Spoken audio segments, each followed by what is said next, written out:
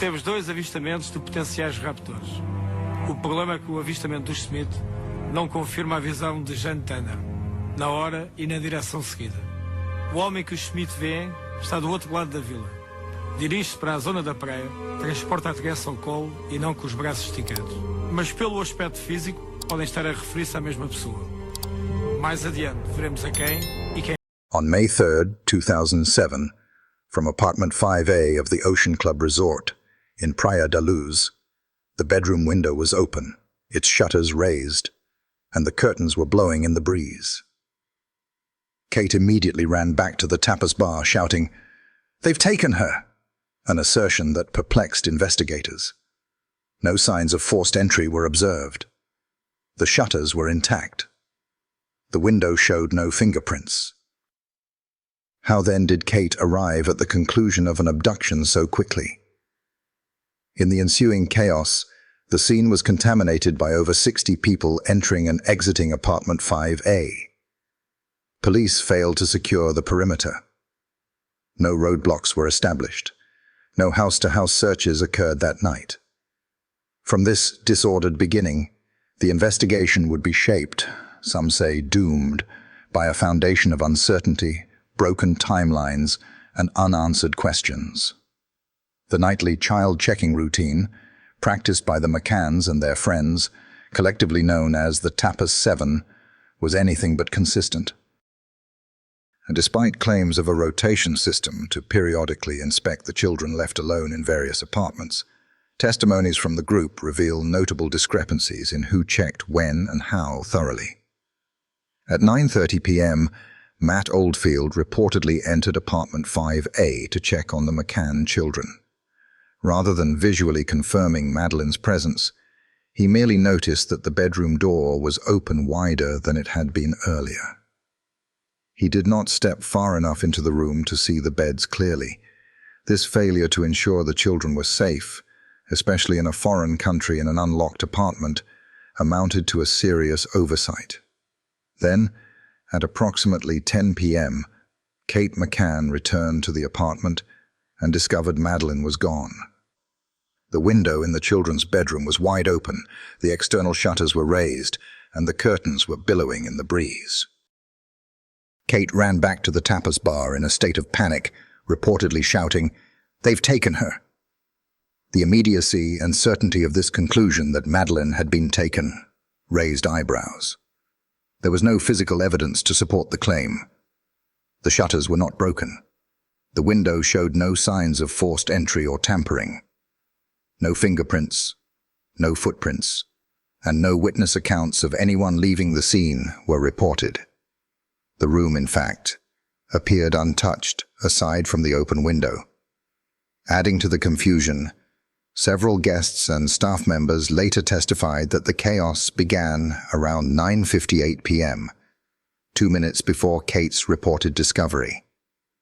This seemingly minor time discrepancy could, in a case hanging on minutes, shift the entire timeline of the investigation.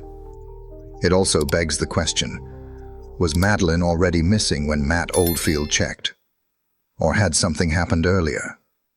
Why then was Kate so convinced that they, pluralized as they, had taken Madeleine? Who did she mean by they? And why such certainty in the absence of any visible struggle or break-in? These questions have never been fully answered. Investigators were perplexed by the specificity of her alarm, especially given the lack of any intruder's trace. To some, it seemed like maternal instinct. To others, it felt rehearsed, an emotional performance staged to establish a narrative before facts could catch up. Either way, that moment, "They've taken her," marked the beginning of a mystery that would fracture public opinion and define the case for years to come. Beyond the fractured timeline and the suspect cry of abduction, it was the aftermath, the institutional response, that delivered perhaps the most irreparable blow. While media narratives would soon focus on Madeleine's parents and potential perpetrators, what received far less scrutiny was how the investigation was set up to fail before it even began. Portuguese authorities, responding to what should have been treated as a high-risk child abduction, behaved as if a pair of sandals had gone missing. There was no coordinated lockdown of the resort, no sweep of the surrounding villas, no mobilization of border control or airport surveillance. Hours passed with no alert system activated. Witnesses were not immediately separated for interviews, allowing versions of the story to cross-contaminate. Basic policing protocols, elementary in other countries, were inexplicably ignored. Inside apartment 5A, the scene descended into chaos. Friends wandered freely, staff tried to comfort, and police arrived late, took sparse notes, and left the apartment unsecured for hours. By the time forensics returned with dogs and tools, the site was a social hall, not a crime scene. Any scent trail Madeleine might have left, out the window, across the patio, down the street, was now buried under dozens of foreign footprints and cigarette ash. What emerged instead was a rush to narrative. Abduction declared within seconds, chaos allowed to flourish, and a family already commanding media channels shaping the public story while the official one lagged behind. It was not a cover-up in the traditional sense. It was worse. It was institutional inertia, the kind that lets crucial hours drain away while everyone stares stunned, unsure of who's in charge. From that moment forward, every lead would be tainted, every contradiction harder to untangle. The system didn't just mishandle the case, it neutered it. The silence Madeleine left behind was immediately filled with noise, but not truth.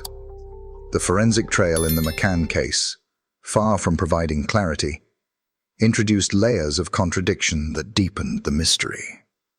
In July 2007, 2 months after Madeleine vanished, 2 British canines were brought to Portugal. Specially trained to detect the scent of human bodily fluids and changes that occur after death, they delivered alarming results.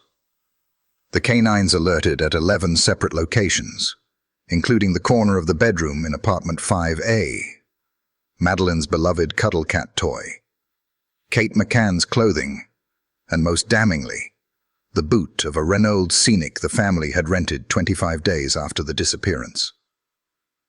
Yet, when forensic teams analyzed the samples collected from these sites, the results failed to deliver conclusive proof.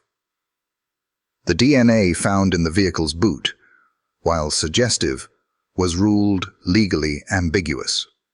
It contained a mixture of genetic material, which experts stated could include Madeleine's DNA, but also matched other family members. In court or in science, that is not certainty. It is noise. This dissonance between canine alerts and inconclusive lab results polarized opinion. Skeptics questioned the reliability of the canines without corroborating forensic confirmation.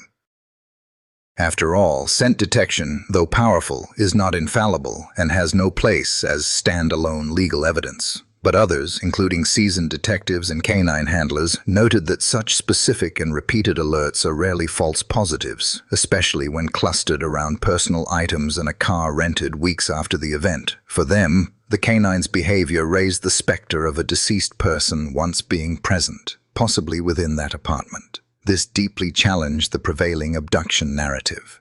If no intruder entered apartment 5A, and if no body left visibly that night, how could decomposition scent appear in such specific, intimate locations?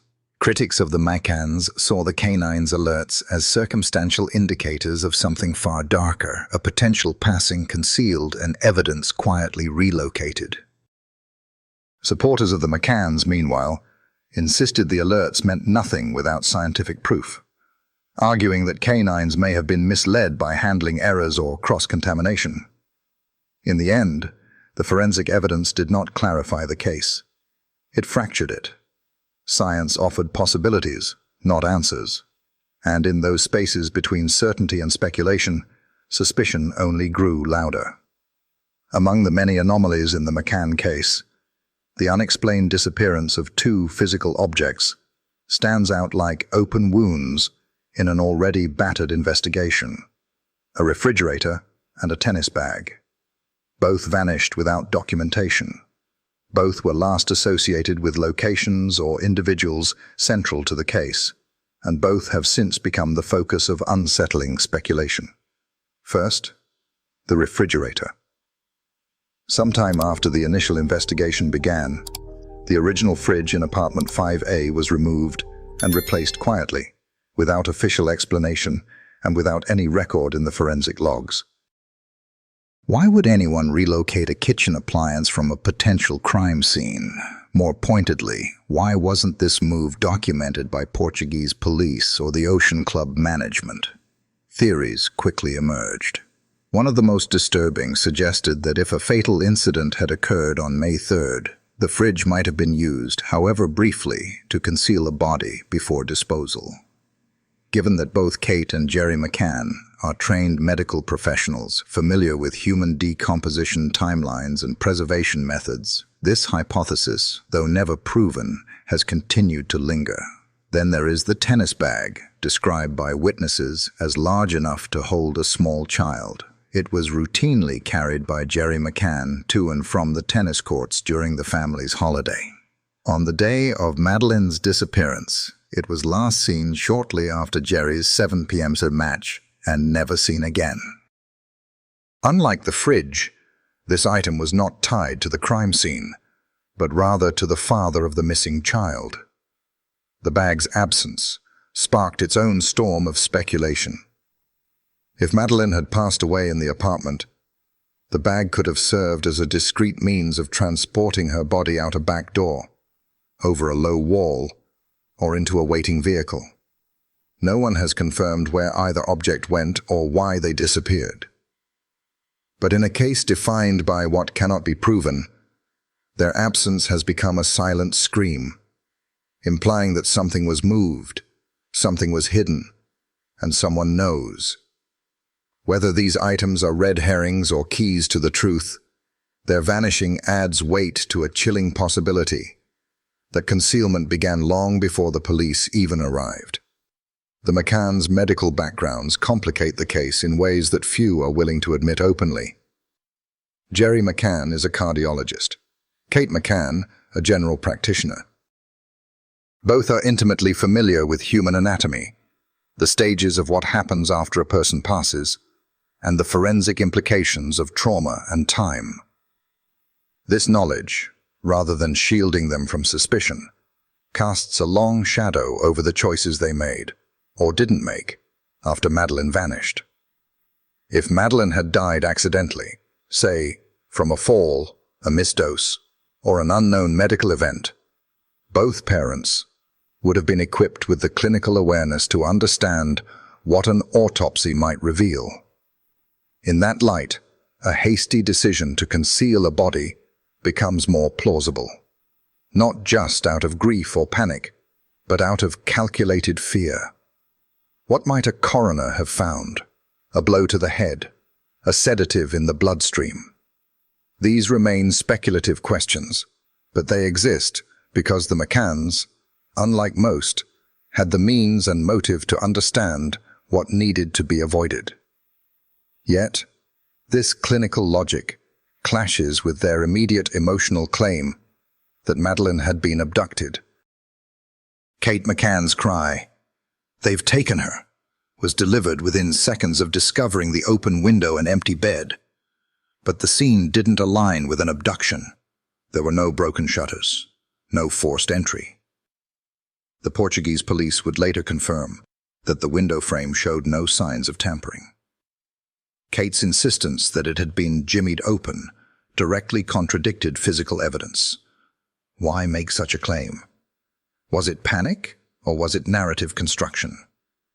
When viewed alongside other anomalies, missing objects, inconclusive forensics, and inconsistent witness statements, a darker pattern emerges, not of malevolence necessarily, but of management, of optics, of a story being shaped before investigators had time to form their own. Was the abduction claim a cry from the heart, or a shield from the truth. In the absence of a body, a confession, or definitive evidence, suspicion has settled into the silence and refuses to leave.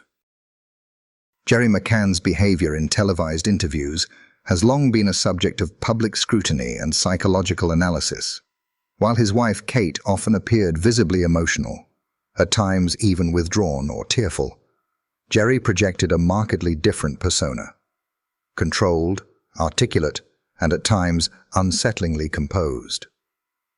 Viewers and experts alike have noted moments of what has been described as duper's delight, a subtle smile or flash of amusement when discussing the disappearance of his daughter. In particular, when posed with straightforward questions, such as, "Did you notice anything suspicious that night?" Gerry's answers often veered into long-winded, abstract tangents, avoiding the question entirely. These meandering responses have fueled speculation that he was consciously managing the narrative. On more than one occasion, he paused before answering, offered vague or overly detailed recollections, and occasionally smiled when discussing deeply emotional topics, behavior some psychologists interpret as indicative of internal conflict, even concealed guilt. It is not necessarily evidence of wrongdoing, but it raises the question: why the disconnect between the content of his speech and the emotion it ought to convey? In stark contrast, Kate McCann's interviews have been described as raw and restrained, often characterized by minimal words, direct phrasing, and visible sorrow. She avoids speculation and rarely elaborates on events beyond what is necessary. This contrast in communication styles, Gerry's verbosity versus Kate's quiet distress, has led some observers to theorize a potential imbalance of knowledge between the two parents. Could it be that one knows more than the other? Could Gerry's role have extended beyond what has been publicly acknowledged, with Kate either unaware or complicit only in silence? The theory of co-offending, in which one partner bears the truth while the other remains emotionally reactive yet uninformed, is not new in criminal psychology. It emerges in cases where control over a shared narrative is critical and where the emotional responses between partners become misaligned. In the McCann case, this disparity has only intensified public skepticism. The issue is not merely what was said, but how it was said, and whether the story as delivered was truth or performance. In a mystery marked by missing evidence, behavioral clues have become a kind of shadow testimony. The behavioral inconsistencies in the McCann case find striking echoes in the lesser-known disappearance of Lily and Jack Sullivan in 2005. The siblings, aged 6 and 4, vanished from a family vacation home in rural Massachusetts under similarly murky circumstances. As with the McCanns, public suspicion quickly shifted from hypothetical intruders to the parents themselves, not necessarily due to hard evidence, but because of how they spoke, how they acted, and what they failed to say. The Sullivan father, like Gerry McCann, gave interviews that were evasive and frustratingly vague. His timeline of events on the night of the children's disappearance shifted subtly in different accounts. He avoided direct questions, spoke in generalities, and seemed at times oddly detached. His reluctance to discuss critical moments mirrored Gerry's tendency to answer in abstractions or divert attention from the emotional core of the narrative. In contrast, Mrs. Sullivan displayed visible emotional distress in her few public appearances. Her short, often tearful statements were raw and unrehearsed. Like Kate McCann, she appeared to be genuinely mourning, even as the investigation remained unresolved. This emotional asymmetry between the parents in both cases led some observers and criminal profilers to float a chilling theory. Perhaps one parent was in the dark, while the other knew far more than they were admitting. Not collusion, at least not in the beginning, but a possible cover-up rooted in unequal knowledge. Both sets of parents also faced harsh public backlash for what many saw as reckless parenting. The McCanns left their 3 young children alone in an unlocked apartment while dining at the tapas bar. The Sullivans, too, left their children unsupervised in a poorly secured rental home in an isolated area. In both cases, what began as poor judgment quickly morphed, rightly or wrongly, into suspicions of neglect and then into darker theories of involvement. It is this haunting parallel, 2 vanished children, 2 sets of oddly misaligned parents, that continues to bind the McCann and Sullivan cases in the public imagination. Neither has been solved. Both remain shrouded in silence. In the Sullivan case, a missing suitcase became the symbolic counterpart to the McCann's vanished refrigerator and tennis bag. An ordinary object transformed into a potential vessel for something unspeakable. The suitcase, once seen regularly on the property during the family's vacation, disappeared without explanation in the immediate aftermath of Lily and Jack's disappearance. Investigators quietly entertained the theory that it may have been used to conceal and transport the children's bodies, echoing the suspicions around the McCann's rented Renault Scenic and the large tennis bag last seen in Gerry's possession.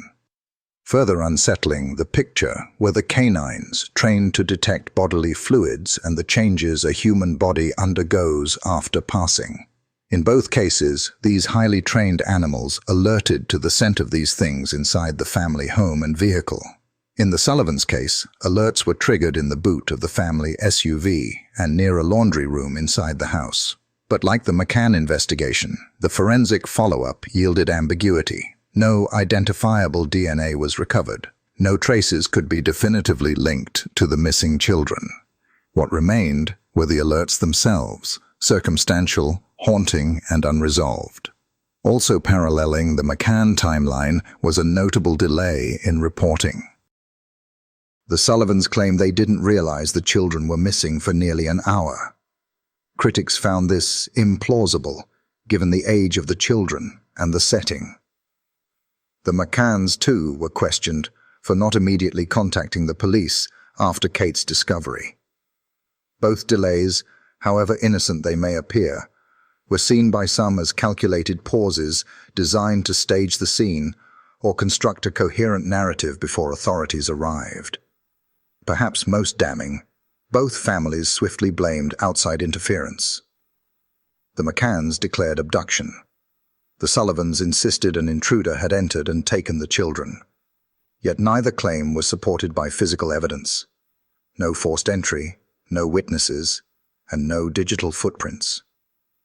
To investigators, this premature certainty raised red flags. Why reach for the conclusion of abduction before ruling out all other possibilities? In both cases, the rush to name an external threat felt less like shock and more like strategy. And in that calculated certainty, many saw not clarity, but the first true mystery. The professional backgrounds of the McCann and Sullivan families cast a long shadow over both investigations, subtly reframing them from cases of tragic loss to potential exercises in strategic concealment. The McCanns, as medical professionals, a cardiologist and a general practitioner, possessed more than a basic understanding of trauma, decomposition, and forensic procedures. This expertise, far from exonerating them in the eyes of the public, raised uncomfortable questions. If something had gone wrong, would they have known how to mask it? In the Sullivan case, the family's comfortable middle-class status also became a point of scrutiny. While not medically trained, they were educated, socially aware, and financially stable, capable in theory of understanding how to manipulate perception, delay suspicion, and navigate law enforcement procedures with cautious precision. In both cases, this level of competence fed into a chilling possibility that what looked like clumsy panic might actually have been controlled damage control. Across both disappearances, behavioral inconsistencies and missing physical evidence aligned to form a disturbing pattern. Neither family showed the full spectrum of expected emotional responses. Both homes lacked signs of forced entry. Both relied on speculative intruder theories before investigators could establish basic facts. And both had enough social capital to initially steer public perception in their favor. Taken together, the parallels suggest more than coincidence. They hint at a shared psychological model: parents under pressure, caught in an unthinkable moment, and choosing silence over confession. When the McCanns were officially removed from the list of suspects in July 2008, due to insufficient evidence, public focus and investigative resources pivoted toward external perpetrators.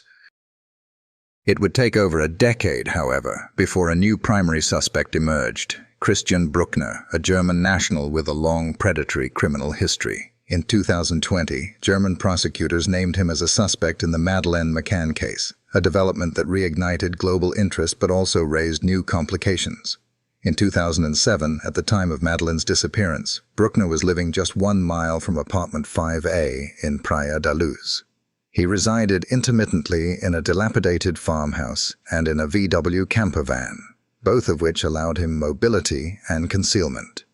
His criminal record was extensive and disturbing: multiple convictions for sexual offenses against children, burglary, and drug trafficking.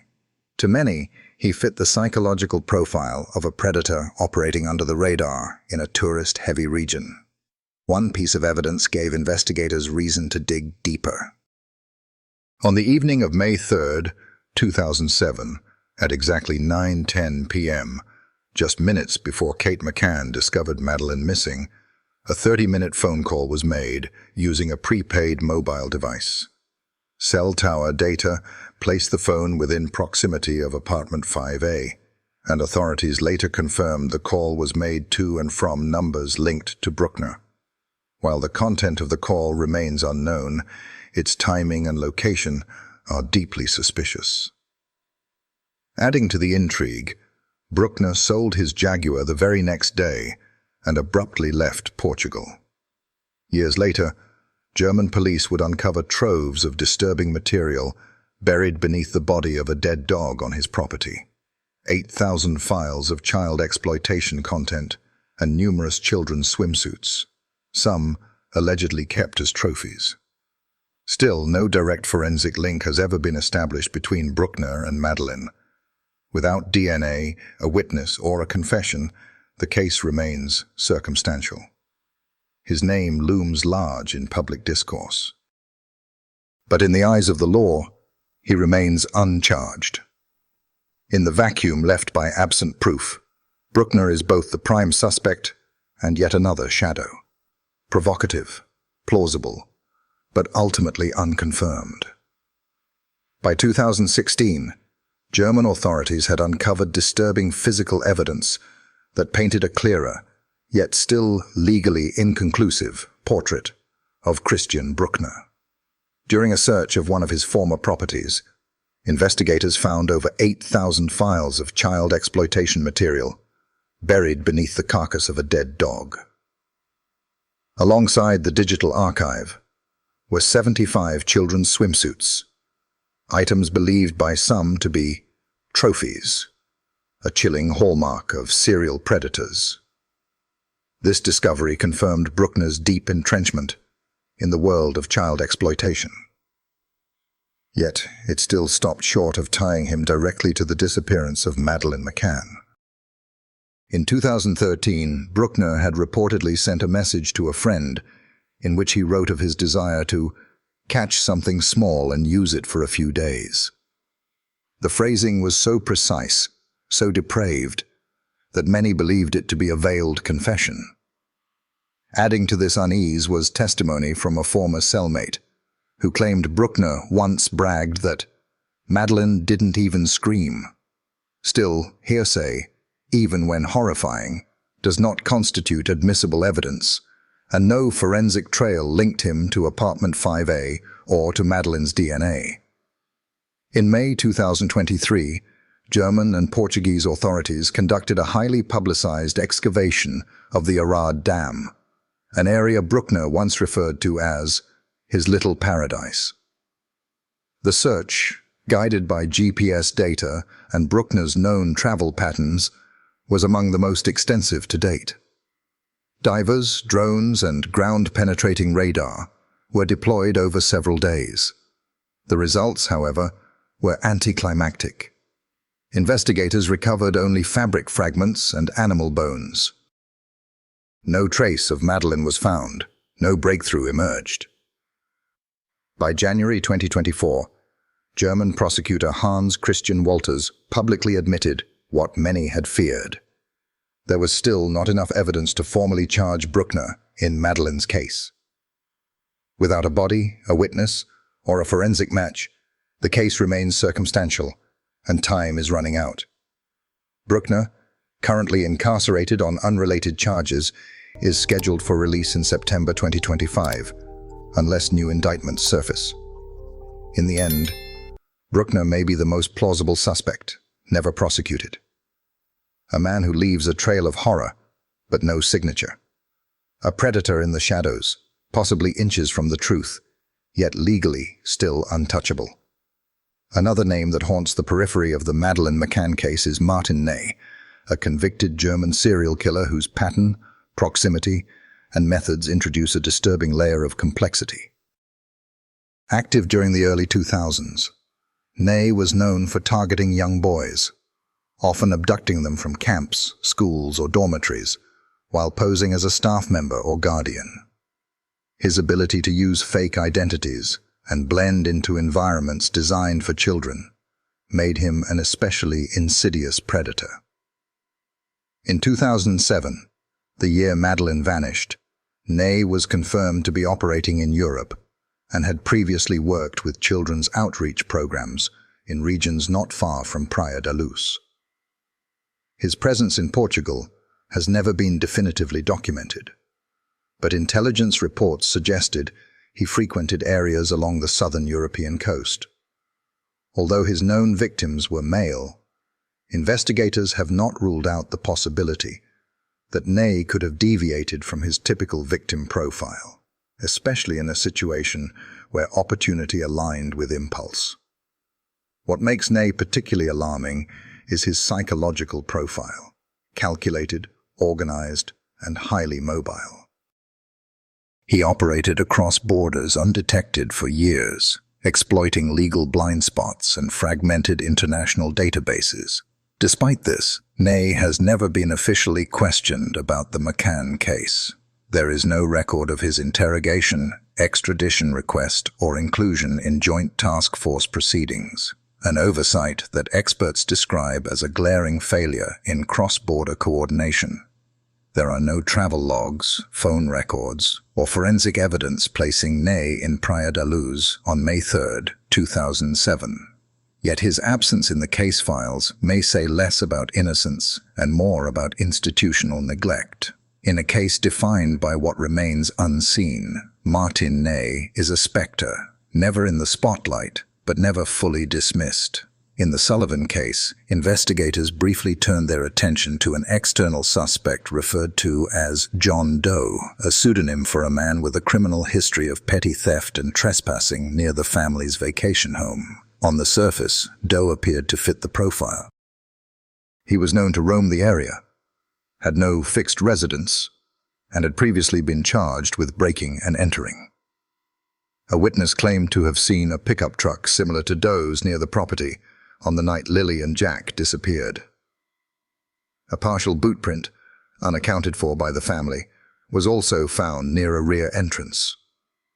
But like Christian Bruckner in the McCann case, John Doe's connection to the crime never solidified. The timeline didn't quite match. Surveillance footage was inconclusive. The boot print was too degraded for positive identification, and crucially, there was no forensic link, no DNA, no fingerprints, no confession. What seemed promising soon dissolved into a circumstantial haze. Both cases became mired in the same frustrating pattern. External suspects with plausible opportunity and criminal history, but no definitive tie to the missing children. These suspects were easy targets for a desperate public and overwhelmed investigators. Yet their emergence also served another function, diverting attention from closer, more uncomfortable possibilities. In both the McCann and Sullivan investigations, the spotlight on outside predators created the illusion of progress while sidestepping internal contradictions. As potential leads collapsed under scrutiny, suspicion quietly drifted back toward those closest to the victims. Sometimes the most elusive truth is the one hidden in plain sight, not behind the mask of a stranger, but behind the practiced face of familiarity. The McCann family's media campaign, unprecedented in scale for a missing child case, was both a masterclass in image management and a source of enduring controversy. At the center of this operation stood Clarence Mitchell, a former UK government spokesperson who assumed the role of the McCann's communications director. Under his guidance, the family dominated headlines, secured interviews with global media outlets, and kept Madeleine's face in public view for years. But as the campaign evolved from awareness to narrative control, critics began to question not just the message, but the messengers. Gerry McCann, in particular, became a polarizing figure. His interviews, carefully constructed yet curiously evasive, often drew scrutiny. Viewers noted his tendency to smile at inappropriate moments, deliver convoluted answers, or deflect direct questions. This behavior, according to behavioral analysts, was suggestive, not of guilt necessarily, but of someone managing more than just grief. His inability or unwillingness to address specific timelines or observations fed theories that he may have been withholding key information. In contrast, Kate McCann's media presence was comparatively subdued. Her responses were brief, emotionally raw, and rarely veered off topic. She appeared physically drained in interviews, often gripping Madeleine's cuddle cat toy. Her affect seemed aligned with genuine distress, prompting some observers to theorize a knowledge gap between the two parents. If something had gone terribly wrong that night, an accident, a panic-induced cover-up, was it possible Kate didn't know the full story? This contrast in media behavior, one parent guarded and verbose, the other fragile and direct, became a psychological Rorschach test for the public. For some, it reinforced the McCann's humanity under pressure. For others, it suggested an asymmetry both in emotion and in truth. In a case where facts are scarce and perception shapes narrative, the McCann's media presence was not just a tool, it became part of the mystery itself. In the Sullivan case, the parents also found themselves under a harsh public microscope, not only for their actions on the night their children disappeared, but for how they managed the narrative in the days and months that followed. The father in particular adopted a posture of distance and control, refusing most interviews and communicating only through terse statements delivered by legal counsel. His aloofness was interpreted by many as evasive, even calculating. Meanwhile, the mother appeared occasionally in local media, often emotional and overwhelmed, but notably vague in detail. The imbalance echoed the now familiar dynamic of Gerry and Kate McCann, one parent steering the public conversation, the other drowning in grief. Both sets of parents were criticized for decisions that exposed their children to risk, leaving young kids unsupervised in unsecured locations. But it was in the realm of media strategy that the two families diverged dramatically. The McCanns launched a full-scale global campaign. They created Find Madeleine, raised over £2 million in donations, hired media consultants, and attracted support from celebrities and politicians, including David Beckham, J.K. Rowling, and even Pope Benedict XVI. Their image became inseparable from the case, commanding headlines and documentaries worldwide. The Sullivans, by contrast, lacked the resources, connections, or perhaps the will to mount such a campaign. There was no website, no charity fund, no celebrity endorsements. Their story faded quickly from the national spotlight, left to circulate in local forums and true crime blogs. This silence was interpreted in two opposing ways, either as a dignified refusal to exploit tragedy, or as evidence that there was no narrative worth defending. In both cases, media presence or absence shaped public perception as much as evidence. While the McCanns were accused of manipulating the story, the Sullivans were criticized for not telling one at all. But the core suspicion remained. In stories defined by what's missing, silence, whether strategic or helpless, is never neutral. It speaks loudly. The McCann family's aggressive legal campaign against the British press stands as one of the most significant post-disappearance efforts to control narrative in modern media history. In the years following Madeleine's disappearance, the McCanns sued and won settlements from several tabloids, including The Sun and the Daily Express, for defamatory coverage and unfounded allegations of parental involvement. The total payout reached £55,000, later directed toward the search for Madeleine. More notably, the McCanns pursued legal action against former Portuguese detective Gonçalo Amaral, whose book, The Truth of the Lie, accused them of staging a cover-up. While the McCanns initially won a ruling against Amaral, the decision was overturned in 2016 by Portugal's Supreme Court, reaffirming Amaral's right to publish his theory. The case underscored a critical tension. Were the McCanns defending their reputations or silencing dissent? In contrast, the Sullivan family had no such resources. Without legal teams or public relations consultants, they were left exposed to speculation and attack. Local media ran unchecked with contradictory narratives, some portraying the parents as grieving victims, others implying neglect or complicity. Lacking the financial or institutional backing to push back, the Sullivans' silence was read by some as guilt by omission. Yet, both families became lightning rods for a divided public. Supporters saw them as victims of flawed investigations, trapped in systems that failed to deliver truth or justice. Critics, however, viewed their parenting choices, leaving young children unattended, as not merely reckless but potentially criminal.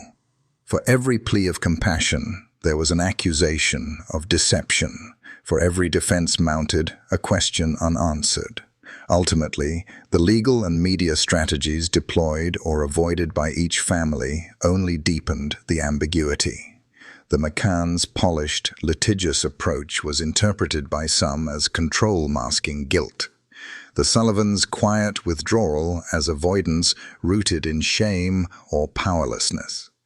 Both responses created space for the same speculation, that the truth was being managed rather than revealed. In the absence of closure, public opinion became a courtroom of its own, one where behavior, not evidence, stood trial. And in both cases, the verdict is still being written. The global search for Madeleine McCann generated one of the most extensive and chaotic tip trails in modern criminal history. Over 8,000 reported sightings across more than 40 countries. From bustling European cities to remote border towns, the world seemed to be scanning every crowd for a glimpse of a little girl with one unmistakable feature: a coloboma, a rare defect in her right eye. This distinctive mark became the centerpiece of the "Look Into My Eyes" campaign, designed to make Madeleine's face instantly recognizable across continents. And yet, not a single credible sighting has ever been confirmed. Reports poured in from Belgium, Morocco, India, Paraguay, and dozens of other nations. Children matching Madeleine's general appearance were photographed, followed, and sometimes detained for questioning. In nearly every case, DNA testing or identity verification swiftly ruled them out. a Moroccan girl seen with an older woman on a roadside, a Belgian child in a convenience store, an Indian orphan spotted at a train station. All became momentary centers of hope, only to collapse under scrutiny. As the years wore on, a troubling pattern emerged. Some reports were found to be outright fabrications, invented by attention seekers or those hoping to profit from the media storm. Others were the product of misidentification, memory distortion, or wishful thinking, what some psychologists termed compassionate projection, where the public, primed by media exposure, began seeing Madeleine everywhere. The release of Netflix's 2019 documentary, The Disappearance of Madeleine McCann, only reignited the cycle. Tip lines spiked. Online theories multiplied. But still, no Madeleine. In the end, the very scale of the search may have worked against it. Flooded with noise, investigators were left chasing ghosts and shadows. The image of Madeleine, frozen in time with her eye defect prominently visible, became a symbol of absence, instantly recognizable, yet perpetually unfindable. The world had her face, but no one had her.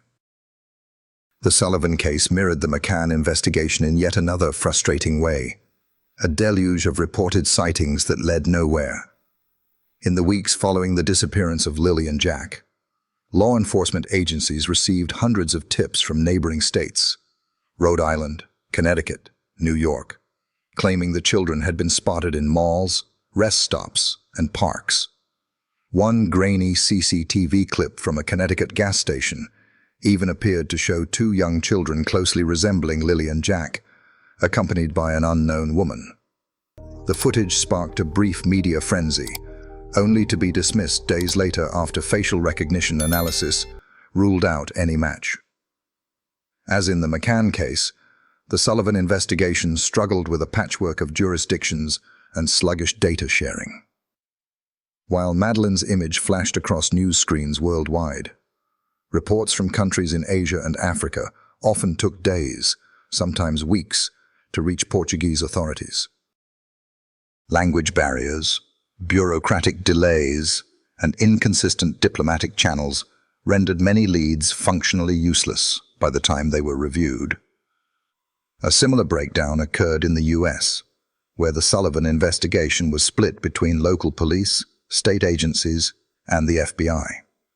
Critical information, such as vehicle descriptions, timelines, and potential witness statements, was often siloed with no centralized system for real-time integration.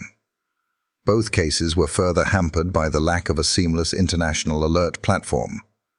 While the US operates the Amber Alert system domestically, there is no unified equivalent across Europe or globally.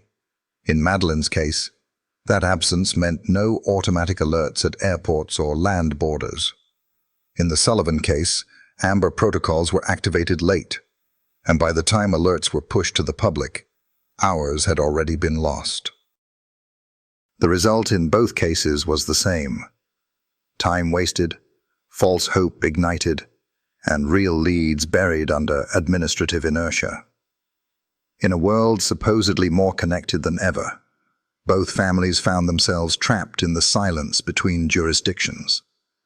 Technological limitations in the late 2000s played a silent but critical role in undermining both the McCann and Sullivan investigations. In the years following Madeleine McCann's disappearance, authorities attempted to harness facial recognition tools to process thousands of global sightings. But between 2007 and 2010, such software was rudimentary at best, plagued by inaccuracies, low-resolution imaging, and limited global integration. Age progression images of Madeleine were not AI-generated, as they would be today, but hand-drawn approximations by forensic artists. These sketches, however well-intentioned, left room for misidentification and fueled a wave of false leads that drained investigative resources without producing results. The Sullivan case, more recent but similarly constrained, suffered from the same digital shortcomings. Despite the proliferation of CCTV systems and digital surveillance across U.S. cities, there was no centralized mechanism to compare potential sightings of Lily and Jack against crowd footage. Advanced image matching algorithms, facial heat maps, or real-time license plate tracking tools available to law enforcement today were either unavailable or underutilized at the time. This left investigators manually reviewing footage frame by frame, with limited ability to match against known profiles or cross-reference tips efficiently. Worse still, both cases were hamstrung by fractured databases. In the McCann investigation, data was scattered across multiple national agencies, Portuguese police, the UK's Operation Grange, and German prosecutors, each operating under separate legal frameworks and information-sharing protocols. The Sullivan case encountered a domestic version of the same issue. Police departments across state lines often failed to synchronize timelines or reconcile duplicate tips. Reports were misfiled, leads were repeated, and potential connections were lost in the noise. These breakdowns, unreliable sightings, disjointed coordination, and outdated tools paint a grim picture of the fragility of transnational child search efforts. When time is critical and truth is elusive, outdated systems and institutional silos don't just slow investigations, they may permanently obscure the answers. In both cases, the window to act may have existed, but the tools to see through it simply didn't. Launched in 2011 by London's Metropolitan Police, Operation Grange was initially heralded as a fresh start, an effort to re-examine the McCann case with the full weight of British law enforcement. Backed by political will and public sympathy, the operation received unprecedented funding for a missing child investigation, nearly £13.5 million over a decade. Dozens of officers combed through 4,000 documents, chased 8,000 leads, and reviewed potential sightings from more than 40 countries. Yet, after more than a decade, Operation Grange failed to deliver a definitive breakthrough. By 2023, the operation's annual budget had dwindled to just £18,000, a quiet signal that leads were drying up and optimism was in retreat. In May 2023, one final push reignited public interest. A large-scale excavation at the Arade Dam in Portugal, based on GPS data allegedly linked to primary suspect Christian Bruckner. The site, which Bruckner had once referred to as My Little Paradise, was scanned using ground-penetrating radar, drones, specialist dogs, and expert divers. Over several days, the team recovered fragments of fabric and animal bones, but no human remains, and crucially, no DNA tied to Madeleine. The operation, though sophisticated, ended in silence. By January 2024, German prosecutor Hans Christian Wolters publicly acknowledged what had long been feared. There was no forensic evidence connecting Bruckner to the crime. Despite incriminating circumstantial details, a disturbing criminal history, a suspicious phone call, and damning testimonies, no charges could be filed.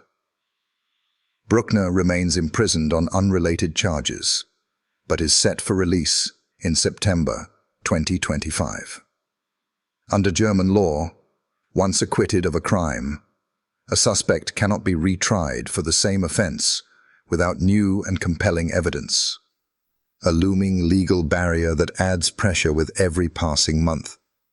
As funding dries up and legal clocks tick down, Operation Grange appears to be fading into bureaucratic memory. The question now is not just who took Madeleine, but whether the truth, even if discovered, will ever be prosecutable. Thanks for watching. How do you feel about these arguments and theories? Does it give you a different perspective on the case? Leave your thoughts in the comments, and don't forget to subscribe to the channel to receive the latest notifications.